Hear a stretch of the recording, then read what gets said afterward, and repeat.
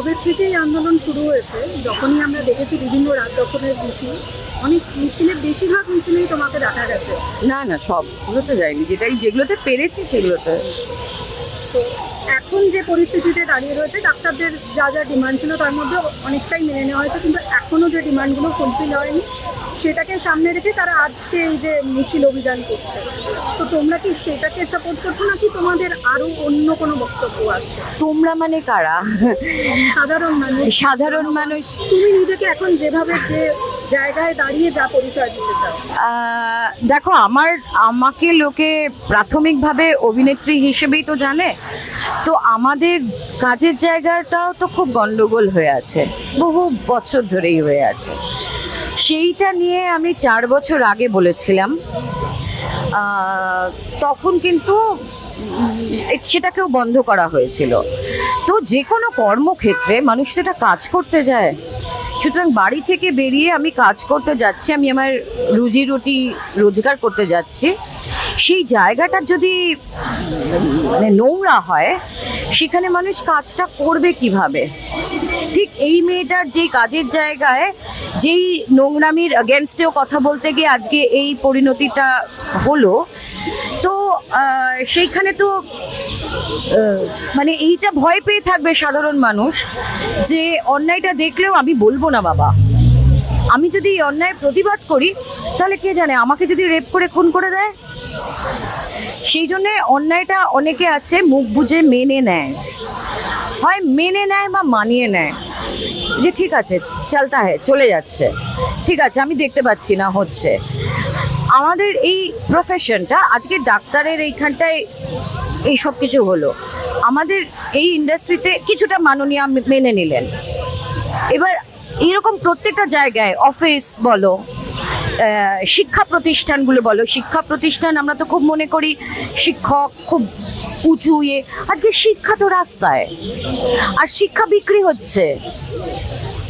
পার্থ চ্যাটার্জি জেলে, তারপরেও ইলেকশনে এরা জিতেছে।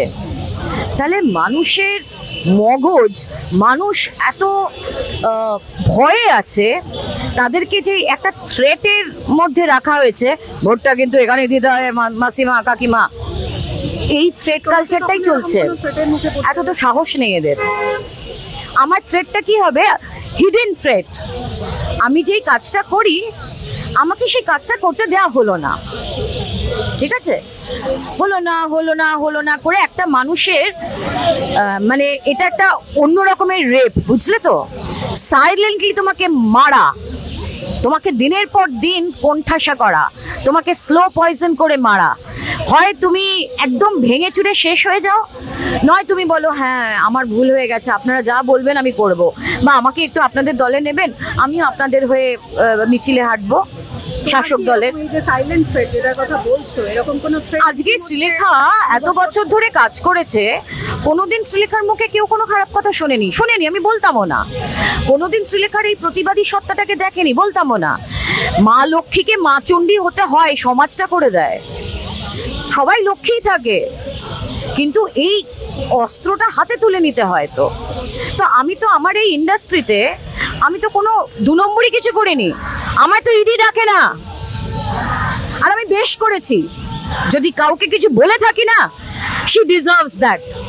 মানুষের খাবার, রেশন কার্ড দুর্নীতি, তো মানুষের খাবারের পয়সায় দুর্নীতি করেছে, সুতরাং তাকে না আমি, উনি মা শারদা বা ওনাকে দারুণ, আমাদের এই লোকজনেরাও, এবং মানে বাম কতগুলো বাম মনস্ক কয়েকজন আছেন যারা, মানসী সিনহা, আমি নামই নিচ্ছি, মানসী সিনহা তো খুবই বাম মনস্ক, সমস্ত মিছিল ফিছিলে দেখি।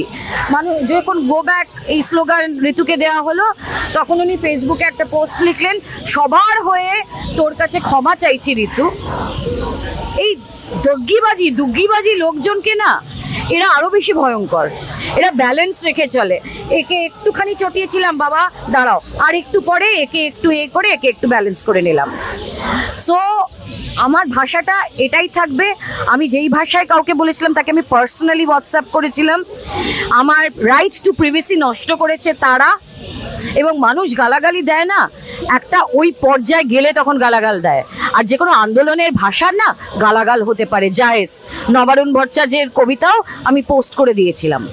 আমি যদি বলে থাকি তাহলে তারা আমাকে সেই এক্সটেন্টে নিয়ে গেছে যেখানে আমি ঘুরে দাঁড়িয়ে এই গালাগালটা দিতে বাধ্য হয়েছি। সেটার দায় আমার নয়, সেটার দায় এই সিস্টেমটা। এই সিস্টেমটায় এখন মাথা কাড়া এই শাসক দল এবং তাদের পদলেহন করা যে সমস্ত মানুষরা আছে, এবং যারা আছে যারা ওই দুনৌকোয় পা দিয়ে চলে সেরকম কিছু মানুষ যারা আরো ভয়ঙ্কর। কারণ এরা কখন কোন মুখোশ ধারণ করবে তুমি টেরটি পাবে না।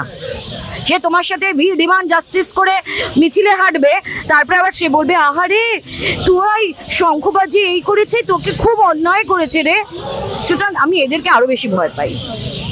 তো ফেরা নিয়েও একটা দেখো, সবাই মানে দুর্গাপুজোর জন্য আমরা সবাই ওয়েট করে থাকি ওই ঢাকে কাঠিটা কখন পড়বে, কিন্তু এবছর কারোর কোনো উৎসব নেই বলো তো, কারোর মনে এতটুকু কোনো আনন্দ নেই কেন বলো তো? এই সময় তো গড়িয়াহাটে মানে পা দেওয়ার জায়গা থাকে না, মানুষ ভুলে যায়, একটা মানে পাগলামিতে পৌঁছে যায়। কিন্তু মানুষের কেন এখন হচ্ছে না বলো তো এটা? মানুষকে কি ধরে ধরে কান ধরে ধরে উৎসবে ফেরাতে হবে? যার কারোর যদি উৎসব করতে হয় সে করবে, কিন্তু কেউ বলে দেবে না 1 মাস হয়ে গেছে এই টাইম পিরিয়ড আপনাদের দুঃখ শোক আন্দোলন করা হয়ে গেছে, আপনারা এবার উৎসবে ফেরুন। না, আমরা গণতান্ত্রিক একটা দেশে, গণতান্ত্রিক একটা রাজ্যে রয়েছি, আমাদের ওপরে কেউ মানে ছড়ি ঘোরাতে পারে না।